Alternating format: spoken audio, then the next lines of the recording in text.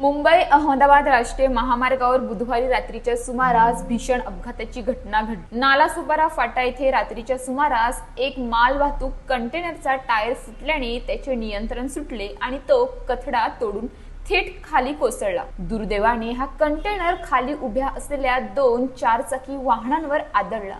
या अपघातात 3 ते 4 प्रवासी जखमी झाले असून एका महिलेचा मृत्यू झाल्याची प्राथमिक माहिती मिळाली आहे।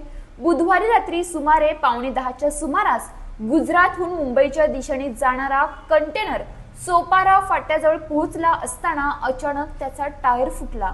टायर फुटल्याने चालकाचे वाहनावरील नियंत्रण सुटले आणि भरधाव वेगात असलेला कंटेनर कथड्यावरून खाली कोसळला। खाली उभ्या असलेल्या 2 कारवर हा कंटेनर कोसळल्याने मोठी दुर्घटना घडली।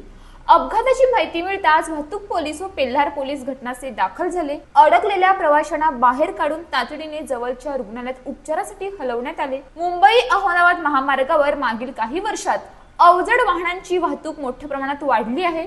महामार्गाचे काँक्रिटीकरण झाल्याने रस्त्याची उंची वाढली असून उड्डाण पुलावरील कथड्यांची उंची अपुरी राहिली आहे। यामुळे अशा अपघातांचा धोका वाढल्याची नागरिकांची तक्रार आहे।